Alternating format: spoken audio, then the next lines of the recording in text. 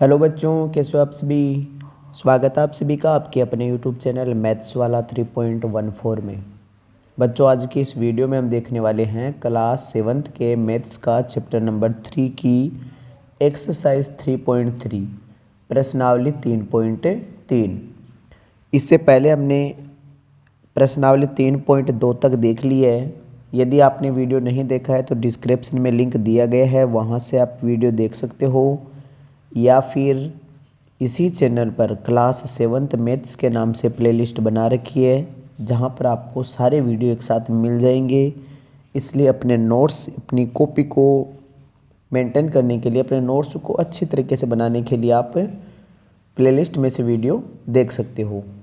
इसी के साथ यदि आप इस चैनल पर नए हो तो वीडियो को लाइक और चैनल को सब्सक्राइब कीजिए, ताकि आने वाले वीडियोज़ का नोटिफिकेशन आपको मिल सके।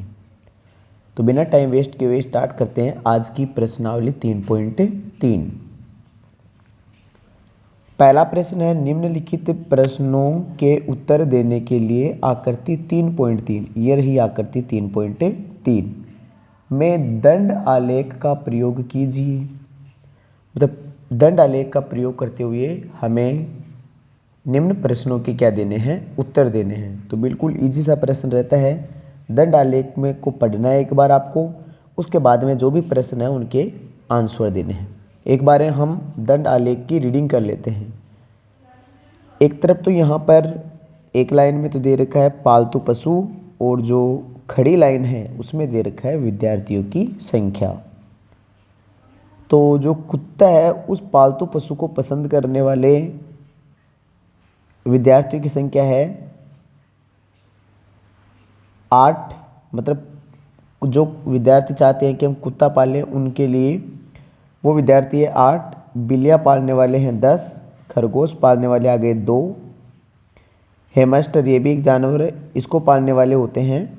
इसको पालने वाले की संख्या दे रखी है यहाँ पर 5। और अन्य प्रकार के जानवर को पालने वाले विद्यार्थियों की संख्या दे रखी है 3।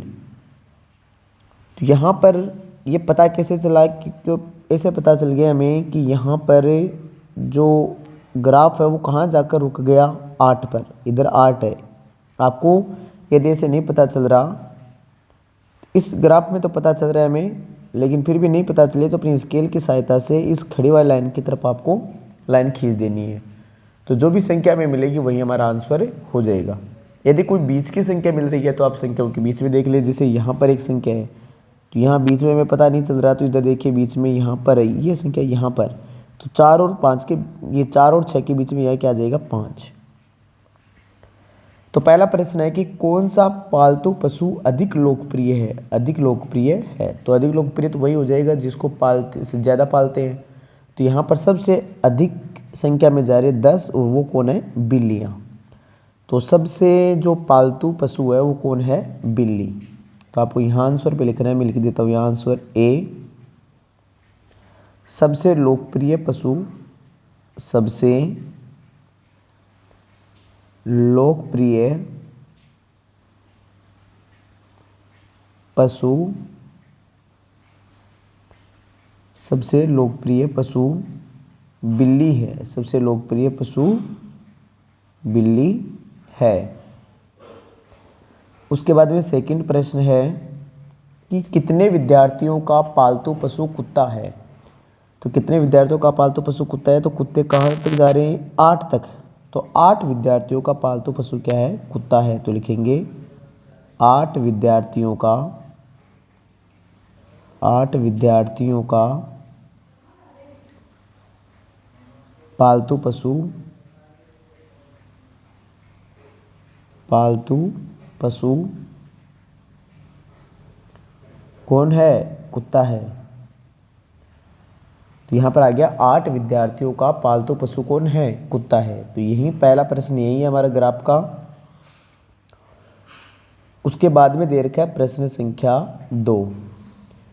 प्रश्न संख्या 2 है, छोटा कर लेते एक बार, कि निम्नलिखित दंड आलेख को पढ़िए जो एक पुस्तक भंडार द्वारा 5 क्रमागत वर्षों में बेची गई पुस्तकों की संख्या दर्शाती है।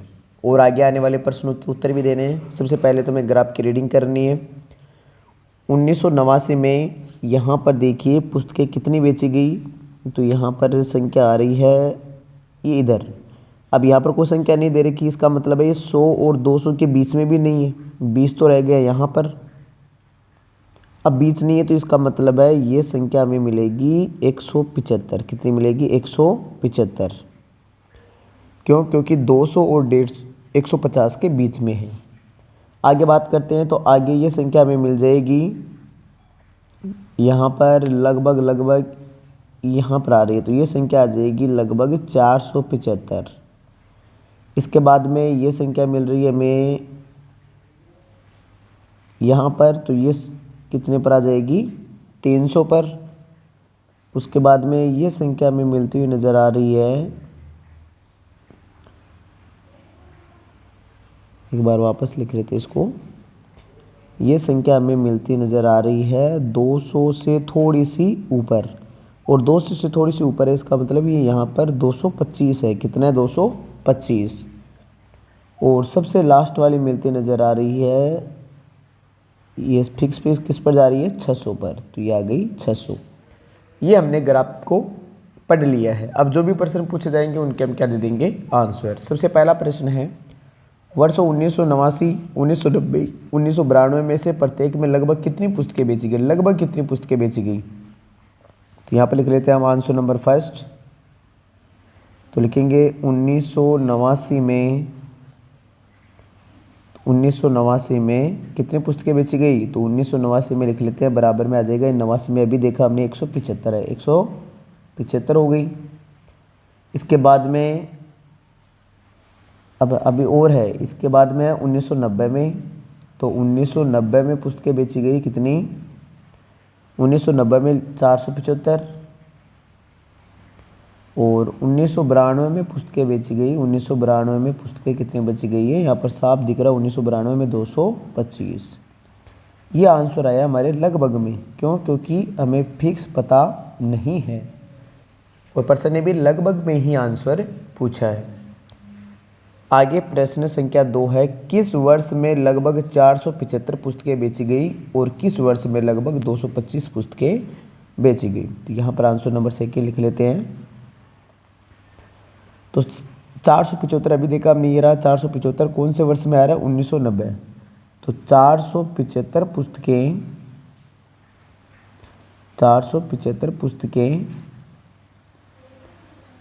1990 में बेची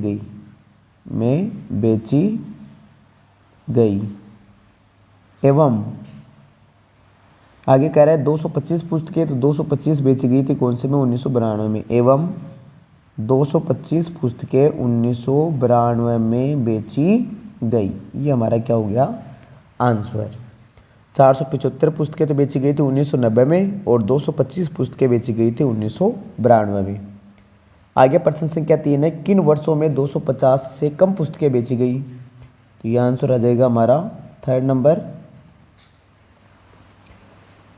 250 से कम। तो एक तो ये रहा 250 से कम, एक ये रहा 250। तो 1989 एवं 1992 में पुस्तकें 250 से कम बेची गई।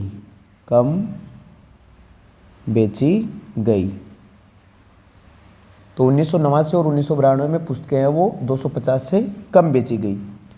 अब प्रश्न संख्या 4 है, क्या आप स्पष्ट कर सकते हैं कि आप वर्ष 1989 में बेची गई पुस्तकों का आकलन किस प्रकार कर सकते हैं? तो यहीं पर इसका आंसर लिख देते हैं, आंसर नंबर 4। हमें आकलन करना है कि 1989 में पुस्तकें हैं वो कितनी बेची गई। तो कितनी बेची गई ये तो हमने आकलन करनी है, 175 बेची गई। तो आपने आकलन किस प्रकार किया? तो हमने ये आकलन किया है पैमाने के आधार पर। किसके आधार पर? पैमाने के आधार पर। कैसे पैमाने? तो यहाँ पर हमें पता चला कि जो आलेख की ऊंचाई है, किसकी? आलेख की ऊंचाई। लिखेंगे आलेख की ऊंचाई, जहाँ की हम 1 सेंटीमीटर बराबर कितनी पुस्तकें ले रखी है हमने? 100 पुस्तकें ले रखी है। कितनी पुस्तकें ले रखी है? 100 पुस्तकें।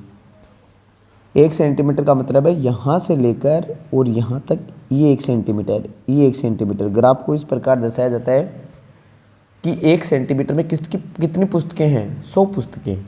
तो इस आंकलन के आधार पर या इस पैमाने के आधार पर हमने पुस्तकों की संख्या बताई है।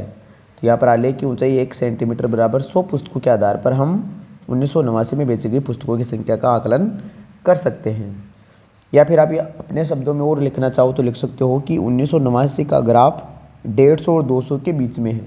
1989 का ग्राफ 150 और 200 के बीच में है। अब आगे देखिए प्रश्न संख्या 3।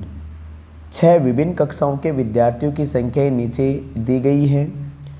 इन आंकड़ों को एक दंड आलेख के द्वारा निरूपित कीजिए।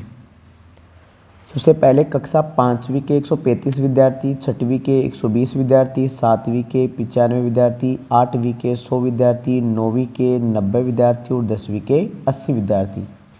हमें इन आंकड़ों की सहायता से ग्राफ बनाना है। क्या बनाना है? ग्राफ। अब देखिए ग्राफ बनाते हैं हम। तो यहाँ पर हम ग्राफ बना लेते हैं। इसका एक दंड आलेख बनाना है हमें। क्या बनाना है? दंड आलेख।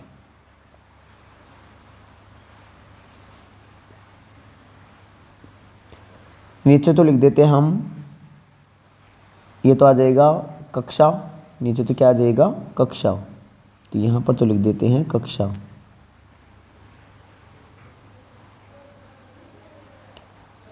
ये तो लिख दिया हमने कक्षा। अब इसको जहाँ पर ये दोनों रेखाएं मिल जाए उसको तो नाम देना है 0। उसके बाद में आ जाएगा ये, यहाँ पर एक दंड यहाँ पर बन जाएगा, फिर एक दंड यहाँ पर। ये 5वीं हो गई, ये 6वीं, ये 7वीं, ये 8वीं, ये 9वीं और ये 10वीं। आपको गैप है वो क्या रखना है? बिल्कुल बराबर रखना है। तो ये तो कौन सी क्लास हो गई? 5वीं। ये हो गई 6वीं, ये हो गई 7वीं, ये हो गई 8वीं, आगे आ जाएगी 9वीं और 10वीं। ये क्लासें हो गई हमारी। उसके बाद में इधर भी आपको एक पैमाना लेना है। पैमाने का कैसे पता चलेगा? तो पैमाने का पता चलेगा कि ये जो इकाई, ये जो संख्याएं हैं वो कौन सी है। 1 2 3 4 5 के करीब है, 5 10 15 20 के करीब है, या फिर 10 20 30 के करीब है। तो यहाँ पर जो संख्याएं है वो यदि आप 10 का पैमाना लोगे, 10 20 30, तो आपके ग्राफ लगभग 14 लाइन में आएगा। कितनी लाइन में आएगा? 14 में। तो ग्राफ तो बड़ा हो जाएगा। तो इससे अच्छा है हम कितने कितने का अंतराल ले लें, 20 40 60 80। उसमें देखो 80 90 आ जाएगा, 80 और 100 के बीच में 100 आ जाएगा, 120 आ जाएगा। तो हमने जो पैमाना लिया है वो लिया है 1 सेंटीमीटर बराबर 20 विद्यार्थी। 1 सेंटीमीटर में कितने विद्यार्थी ले लेते हैं? 20। जैसे ये आ जाएगा 20 से कम 20, 20 दूना 40, 20 तिया 60, 20 चौक 80, 20 पंजे 100, 20 छः 120 और 20 से 7 140। 140 तक क्यों लिया हमने? क्योंकि हमारे दिए गए आंकड़ों में 135 तक लास्ट संख्या है। तो ये तो आ जाएगा 20 से कम 20, फिर आ जाएगा 20 दूना 40, 20 तिया 60, 20 चौक 80, 20 पंजे 100, 20 छः 120, 20 छः 120 और 20 से 7 140। और ये है विद्यार्थियों की संख्या। यहाँ पर क्या है? विद्यार्थियों की संख्या। विद्यार्थियों की संख्या मिल गया हमें इतना। अब हमें विभिन्न आंकड़ों को देखते हुए ग्राफ का निर्माण करना है। ग्राफ का निर्माण कैसे करेंगे? सबसे पहले 5वीं कक्षा में 135 विद्यार्थी है।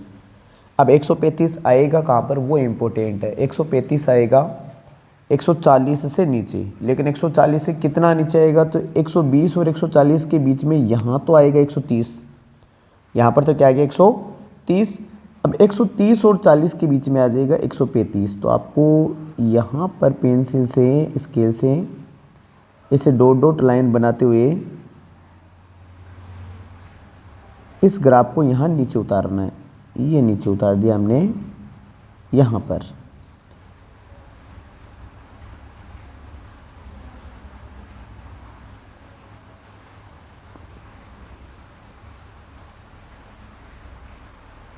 ये बन गया हमारा 5वीं क्लास के 135 विद्यार्थियों का ग्राफ।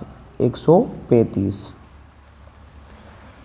उसके बाद में चलना है हमें छठवीं क्लास पर। तो छठवीं क्लास में 120 विद्यार्थी, 120 विद्यार्थी इधर साफ दे रखे हैं, तो इसको ग्राफ को इसे आगे लेकर आना है ताकि हमें सीधे का पता चल जाए कि कहाँ पर सीधा है, और यहाँ से आपको नीचे लाइन खींच देनी है और इधर से लाइन इस प्रकार खींच देते हैं। ध्यान रखना सभी दंडों की जो चौड़ाई है वो क्या होनी चाहिए, इक्वल होनी चाहिए। सभी दंडों की चौड़ाई है वो क्या होनी चाहिए, इक्वल, और बीच की दूरी भी है वो क्या होनी चाहिए, लगभग इक्वल होनी चाहिए। तो यहाँ पर आ जाएगा छठवीं कक्षा के कितने विद्यार्थी आ गए, 120। इसके बाद में आगे है सातवीं के 95 विद्यार्थी। तो 95 आ जाएगा वहीं 100 से थोड़ा सा नीचे, 100 से थोड़ा सा नीचे, ये आ गया कौन है, 95। तो यहाँ पर 95 को नीचे खींच लेते हैं, ये ग्राफ हो गया हमारा, ये 95। और सभी दंडों की चौड़ाई को आपको ध्यान रखना है, चौड़ाई हमेशा क्या होनी चाहिए, बराबर होनी चाहिए। खास तौर पर इसी का ध्यान रखना है, चौड़ाई यदि अलग अलग हो गई तो आपका ग्राफ वो क्या हो जाएगा, गलत हो जाएगा। तो ये हो गया आपके पास 95। फिर 8वीं के कितने हैं, 8वीं के हैं 100 विद्यार्थी, और 100 विद्यार्थी इधर साफ साफ दिख रहा है। 100 विद्यार्थी यहाँ से ऊपर से जाएगा थोड़ा सा ये ऊपर यहाँ तक चला जाएगा। तो ये हो गए कौन सी क्लास के, 8वीं क्लास के।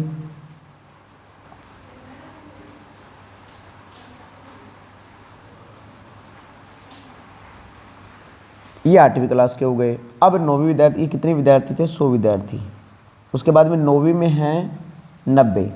तो 90 तक जाना है, 90 आ जाएगा जस्ट 95 से नीचे यहाँ पर, बिल्कुल 100 और 80 के बीच में। तो ये ग्राफ इधर चला जाएगा यहाँ तक, ये हो गया हमारा 90, ये हाँ 90 आ जाएगा यहाँ पर। उसके बाद में आ जाएगा लास्ट में 10वीं में 80। तो 80 हो जाएगा यहाँ पर, नीचे जा रहा है इधर। तो यहाँ पर आ जाएगा कौन सी क्लास का, ये 10वीं क्लास का हो गया। और ऊपर कितना आ जाएगा यहाँ पर, ऊपर आ जाएगा 100, सॉरी ऊपर कितना आ जाएगा 80। तो ये हमने क्या बना दिया है, दंड आलेख बनाया है। आप ये जो डॉटेड लाइनें दिख रही है, आप इनको मानना है कि स्केल से आपको एक बार इसको देखना है कि 80 है वो लगभग कहाँ तक जा रहा है, क्योंकि हमें यहाँ तक यदि सीधा देखेंगे हमें पता नहीं चलेगा कि 80 यहाँ पर आ रहा है, यहाँ पर आ रहा है या यहाँ पर आ रहा है। तो एक बार आप स्केल से माप के स्केल को सीधा रख के देख लेना। तो ये हमारा ग्राफ हो गया। और यदि इसमें पैमाना लिखना चाहते हैं हम, पैमाना, तो पैमाना हमने लिखा है 1 सेंटीमीटर में 20 विद्यार्थी रखे हैं। कितने विद्यार्थी रखे हैं, 20 विद्यार्थी। 1 सेंटीमीटर में जो 1 सेंटीमीटर है यहाँ से लेकर यहाँ तक, उसके अंतराल में 20 विद्यार्थियों को रखा गया है। आगे प्रश्न संख्या 4।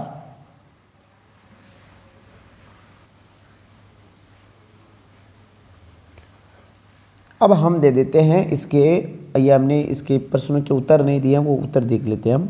आप स्केल किस प्रकार चुनेंगे, सबसे पहला प्रश्न है आप स्केल किस प्रकार चुनेंगे। तो यही हमारा स्केल है, जो पैमाना उसी को क्या बोलते हैं, स्केल। तो ये हमने स्केल चुनी है, क्या लिखेंगे, स्केल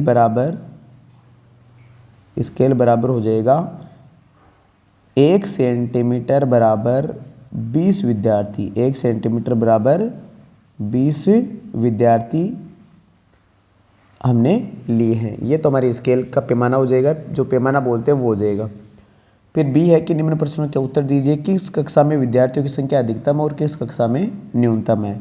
तो यहाँ से साफ दिख रहा है 5वीं कक्षा में तो अधिक है, अधिकतम है कौन सी क्लास में, 5वीं में, और सबसे कम है 10वीं में। तो 10वीं क्लास में सबसे कम है और 5वीं क्लास में सबसे अधिक है। आगे कक्षा 6 के विद्यार्थियों की संख्या का कक्षा 8 के विद्यार्थियों की संख्या से अनुपात निकालना है। तो अनुपात के लिए यहीं पर देख लेते हैं, अनुपात 6 के विद्यार्थियों की संख्या 6वीं के विद्यार्थियों की संख्या अनुपात 8वीं के विद्यार्थियों की संख्या। तो 6वीं में तो थे 120 और 8वीं में है कितने, 100। 0 से 0 कट जाएगा, 2 के पहाड़े में 6 बार और ये 2 के पहाड़े में 5 बार। तो आंसर आ जाएगा 6:5। अब जो नेक्स्ट प्रश्न है उसको देखेंगे नेक्स्ट वीडियो में। वीडियो अच्छा लगा तो वीडियो को लाइक और चैनल को सब्सक्राइब कीजिए। साथ ही वीडियो को लास्ट तक देखने के लिए धन्यवाद।